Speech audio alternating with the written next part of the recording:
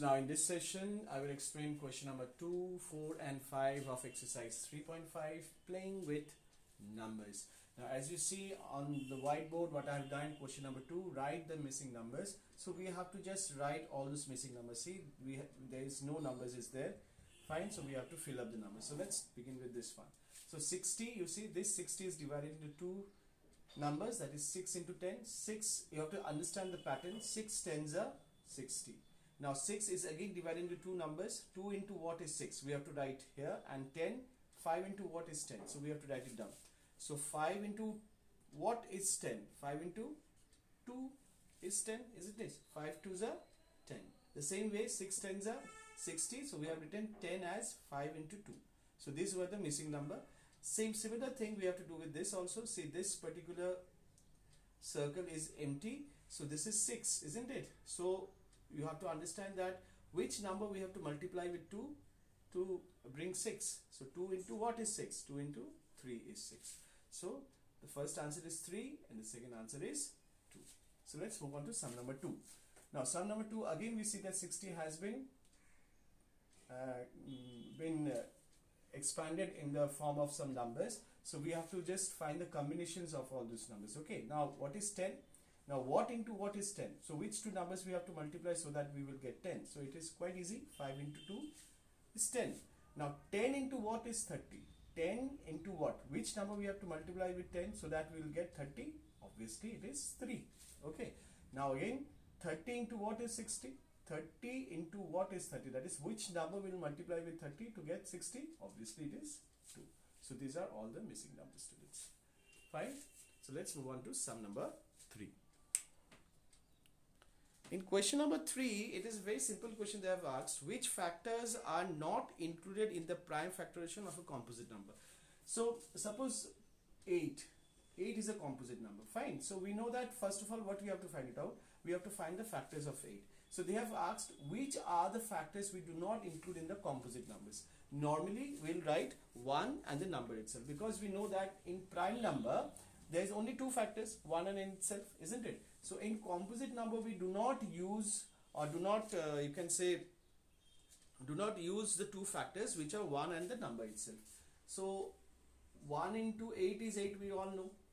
2 into 4 is 8. So these are all the factors of 8. But when we write the factors of 8, we can include these two, no problem with that. But normally it is not required to mention the two factors, that is 1 and the number itself. We can mention that 2 and 4, because we all know that any number will have two factors, that is 1 and the number itself. So in the composite number we normally mention all the other factors, because what is the composite number, students? The composite number is the numbers which are having more than two factors. Why we say more than two factors? Because we already know the two factors, that is the constant two factors will be what? 1 and the number itself. So in composite number we do not use we do not mention 1 and the number itself, but the rest of the factors. That is, if I have to write factors of 8, then we'll write 2, 4. Okay. And what are the next two? It is by default 1 and 8. 1 and 8 would be by default. But these are the two extra factors which divides this 8. Or we can say these are the two factors of 8 apart from 1 and 8. Okay. So what is the answer of this question number 3 is that which factors are not included. So we'll write 1 and the number itself. We'll write 1 and the number itself. Okay, 1 and the number itself are not included. This is the answer. Are not included. Okay, so we do not mention 1 and the number itself. Fine. So let's move on to sum number 4. Question number 4, we have write the greatest 4-digit number. So first of all we'll write greatest 4-digit number. So greatest 4-digit number. So 4 digits number is what? 9, 9, 9 and 9. So this is the greatest 4-digit number, and express it in the terms of prime factors. So we have to do prime factorization, students. We have to express this number in the form of prime factorization. So we have to do prime factorization. So it is divisible by 3. So it will be 3, 3, 3, 3. again it is divisible by 3. 1 1 1 1. Now this 1 1 1 1 is divisible by which number? 11 11 11. 11 ones are 11. 0 1. So 101 is a prime number, so we cannot factorize more, so we'll write 101 by 1. So how to express this 999 in the form of prime factorization? Hence we will write, hence the prime factors of 9999 is equals to what? 3 into 3 into 11 into 101. So this is your answer, students. Okay, so now let's move on to sum number 5. In sum number 5 we have write the smallest 5-digit number. So smallest 5-digit number. Smallest 5-digit number. False 5-digit number will be 1 0 0 0 0 1 2 3 4 5.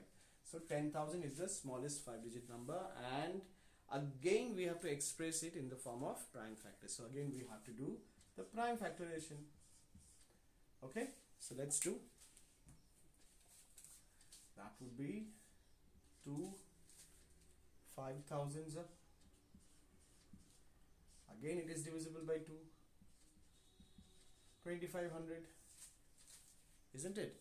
Now again it is divisible by 2. 1 2 5 0, isn't it? Now again it is divisible by 2. 625.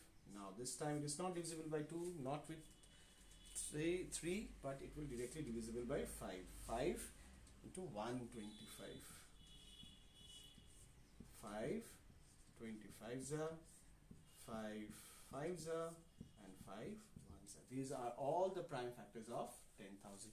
So how to conclude it? Hence the prime factors of 10,000 is equals to what? 2 into 2 into 2 into 2, 2 into 2 into 2 into 2, and then 5 into 5 into 5 into 5. 5 into 5 into 5 into 5.